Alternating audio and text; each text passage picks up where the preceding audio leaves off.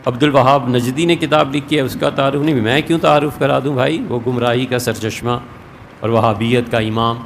ٹھیک خبر لی ہے محمد بن سلمان نے بھی، اس نے کہا ایک عام آدمی تھا، جیسے عرب مشائخ ہوا کرتے تھے قبیلوں کے سربراہ، اس میں کیا ایسی خاصیت؟ انور شاہ صاحب رحمۃ اللہ علیہ نے فیض الباری میں لکھا ہے، کان بلید الذہن، کند ذہن آدمی تھا۔ حضور اقدس صلی اللہ علیہ وسلم کی سنتوں پہ عمل کے لیے بھی جو کوئی عقل درکار ہوتی ہے نا، اتنی عقل بھی نہیں تھی، بہت ہی کند ذہن کا آدمی تھا۔ یہ ایسے ہی نہیں ہے، یہ پھپھولے ہیں دل کے۔ امت کو برباد کرنے کے لیے انگریزوں نے جو تحریکیں چلائیں اور گورے جس میں کامیاب رہے، ان میں سے ایک یہ وہابیت کی تحریک تھی۔ یہ پڑھو اب جا کے، محمد بن سلمان تو اب ہے نا، وہ جو کچھ بھی ہے اس سے اب انکشافات شروع کیے ہوئے ہیں۔ تو کہتا ہے محمد بن عبد الوہاب کیا تھا؟ اپنے زمانے کا ایک شیخ تھا بس، اس کے علاوہ کیا؟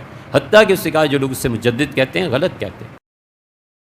کیا محمد بن عبد الوہاب صاحب کے سارے قائد قرآن و سنت کے عین مطابق تھے؟ اور ان کی کتاب التوحید سے متعلق آپ کی کیا رائے ہے؟ کتاب التوحید بہت اچھی کتاب ہے، اور یہ جو احمد صاحب بریلوی صاحب نے ایک الزام لگایا ہے نا کہ یہ تقویۃ الایمان اس کتاب کا ترجمہ ہے، یہ بالکل جھوٹا الزام ہے۔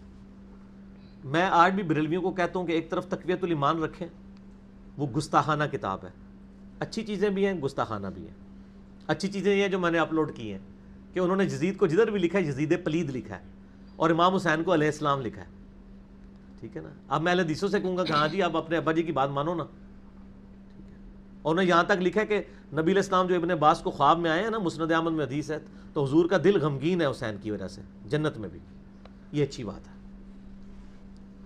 اور باقی یہ جس قسم کی وہ گستاخانہ باتیں ہیں، مثلا 71B میں نے بتا دی ہیں۔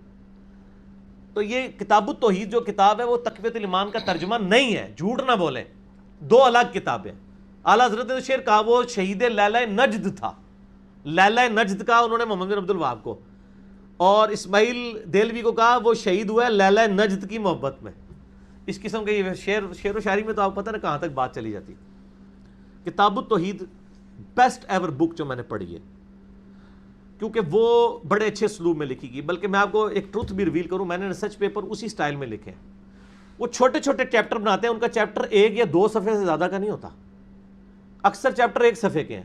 اوپر ہیڈنگ ہے، آیت ہے، حدیث ہے، نیچے وہ پوائنٹ بناتے ہیں کہ اوپر کی آیت اور حدیث سے یہ 5 رزلٹ نکلے، بس چیپٹر ختم، ٹو دی پوائنٹ۔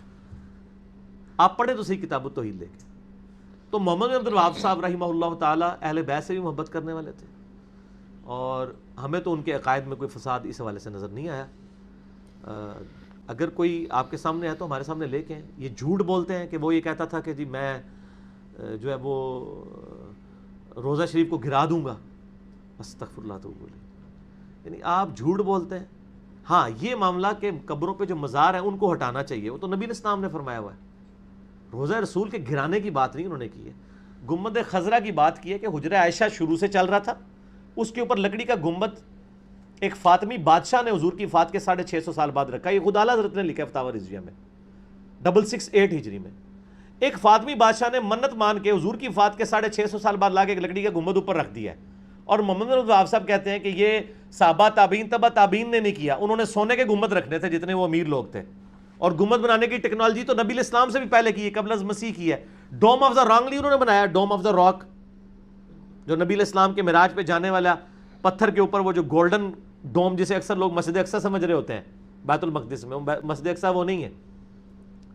جنہوں نے وہ سونے کا یعنی اس کے سٹائل کا رکھا ہے، وہ سونے کا بنا کے ادھر نہیں رکھ سکتے تھے، ان کو پتا تھا مسلم شریف میں حدیث ہے، نبی علیہ السلام فرمایا میں تمہیں منع کرتا ہوں قبروں پر عمارتیں بنانے سے، قبروں کو پکا کرنے سے، اور ان پر بیٹھنے سے۔ ڈائریکٹ بیٹھنا بھی منع ہے اور مجاور بن کے بیٹھنا بھی منع ہے۔ 650 سال بعد ایک کام ہوا ہے، اور محمد بن عبد صاحب کہتے ہیں کہ یہ جو حضور کی گستاخی کی گئی ہے میں گنبد اتروا دوں گا۔ تو یہ آپ اس کی یہ ٹرانسلیشن کریں گے کہ روزہ رسول گرا دوں گا۔ لعنت ہے آپ لوگوں کے اس جھوٹے عقیدے کے اوپر۔ اور یہ تو اتنے ظالم ہیں، جھوٹے ہیں، میں تو خود بھگت رہا ہوں نا، میرے بارے میں ایسی باتیں لوگ کر دیتے ہیں۔ یعنی میں 31 سال تک بریلوی رہا ہوں، جیسے ہی میں نے کتاب و سنت کا منہج اختیار کیا ہے تو بریلوی علماء کے تقریریں کر رہے ہیں یہ قادیانی ہے،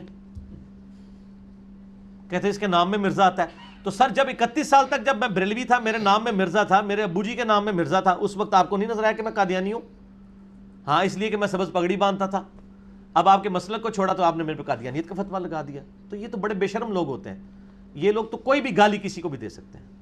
سر جس ملک میں آرمی چیف کو قادیانی ہونے کی گالی دے دی جائے اور اس بیچارے کو اپنے باپ کی قبر پہ لگی ہوئی تختی کی فوٹو فیس بک پہ چڑھانی پڑ جائے ڈر کے مارے کہ میری جان چھوڑ دیں کہیں میرے اوپر ہی نہ آ کے کوئی بندہ چڑھ جائے, وہاں پہ میری اور آپ کی کیا اوقات ہے؟ یہ جب آپ کو قادیانی کہہ رہے ہوتے ہیں نا, بیسیکلی اپنی پبلک کو یہ کہہ رہے ہوتے ہیں مار دو انہوں.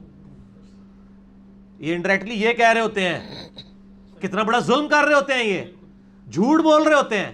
تو لوگ سر کہا نہیں کھاندے, لوگوں کو پتا ہے آپ جھوٹ بول رہے ہیں.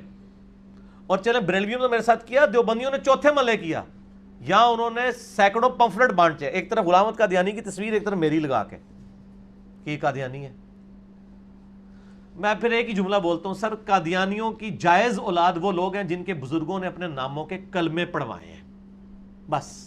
اب ہماری اکیڈمی کی پالیسی ذرا اسٹرکٹ ہے, میں اسی پہ جملہ, ورنہ میں پہلے جس طرح بولتا تھا نا لا کے ہاتھ پڑھا دینا ہوتا سا, میں انہیں اس تے اکتفا کرنا, ٹھیک ہے نا. اسی اپنے نا دا کلمہ نہیں کدے پڑھایا. ہوں کنے پڑھائے نے, وہ میرا پرانا جہاں لیکچر ہے 2012-13 دا, مسئلہ 71B, انڈیا اور پاکستان کے بزرگوں کی 19 گستاخانہ عبارات کا تحقیقی جائزہ. سب سے بنیادی بات آپ سمجھیں, جو سعودی عرب کے علماء ہیں, سعودی عرب کی جو حکومت ہے, وہ محمد بن عبد الوہاب رحمہ اللہ تعالی المتوفی 1206 ہجری بمطابق 1789 عیسوی کو مجدد مانتے ہیں. اور کیا بریلوی اور دیوبندی اور ان کے بزرگ مجدد مانتے ہیں محمد بن عبد الوہاب صاحب کو؟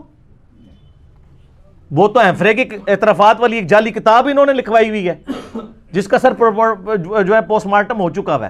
اللہ کے فضل سے آپ ہمارا کلپ دیکھ لیں, محمد بن عبد الوہاب مجدد, اس میں میں نے ہیفرے کے اعترافات والی کتاب کا پوسٹ مارٹم کر دیا ہے. اس میں سر اس چور سے کچھ لنگوٹیاں چھوڑی گئی ہیں جو پتہ چل گیا کہ یہ آپ نے لکھوائی تھی, پکڑے گئے نے, ٹھیک ہے. تو جو محمد بن عبد الوہاب صاحب کو ایجنٹ کہتے ہوں, اور یہ نہیں ان کے پرانے بزرگ, ابن عابدین شامی نے در مختار کے اوپر جو اعتراضات کے جوابات لکھے تھے, اس کتاب کا نام ہے رد المختار. رد المختار کو فتاوی شامی بھی کہتے ہیں. ابن عابدین شامی المتوفی 1252 ہجری نے در مختار کا حاشیہ لکھا, اور اس میں اس نے لکھا ہے کہ محمد بن عبد الوہاب صاحب یہ خوارج کی ایک جماعت ہے, ایک شیطانی لشکر ہے, جو بخاری مسلم میں حدیث تھی نا کہ وہ شیطان کا سینگ نکلے گا نج سے, وہ پکڑ کے اس کے اوپر لگا دی.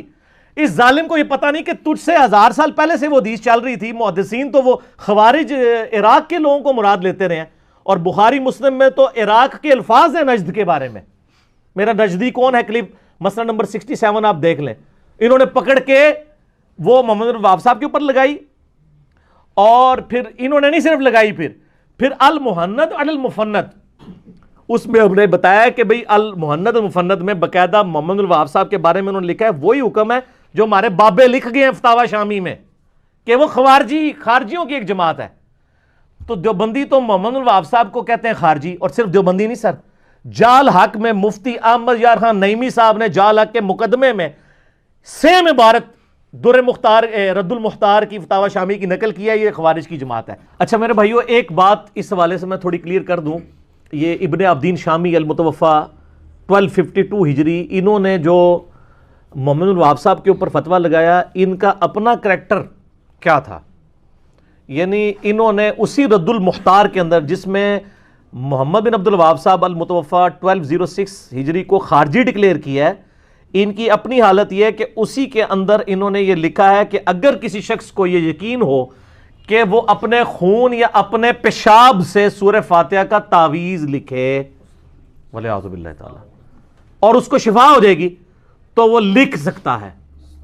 یہ جناب وہ کہتے ہیں علامہ شامی, بڑے بڑے بزرگ نا, وہ بڑے نہیں رہے, اے کچھ لکھ کے گئے جو. اور یہ رد المختار کی عبارت انشاءاللہ ہم ایز اے JPG اٹیچ بھی کر دیں گے انشاءاللہ اپنی اس ویڈیو کے اندر. اور یہ اس کا جو ترجمہ پورا غلام سو سعیدی صاحب نے شرح صحیح مسلم میں سلام کرتا ہوں, میرے استاد بھی ہیں, وہ فوت ہو چکے ہیں. انہوں نے حنفی ہونے کے باوجود سر شرح صحیح مسلم کی 6 جلد کے اندر نا یہ لکھنے کے بعد نا انہوں نے پھر انجینئرنگ کر دی ہے, اور کسی کی جرت نہیں ہوئی کہ بزرگوں سے اختلاف کریں. انہوں نے کہا اللہ تعالی ہمارے بزرگوں کو معاف کرے, ان کے دلوں میں قرآن کی عزت ہم سے زیادہ تھی. پہلے انہوں نے کہا کہ اے نہ ہو کہ میں ان کلاس لینے لگا میرے تو کوئی فتوی نہیں لگا دے, لیکن بال کی کھال اتارنے کی عادت نے ان کو یہاں تک پہنچایا کہ انہوں نے یہ بات لکھ دی، حالانکہ کوئی مسلمان تو مر جانا بھی گوارا کرے گا لیکن اپنے پیشاب سے سورہ فاتحہ کا تعویذ اپنی شفا کے لیے نہیں لکھے گا۔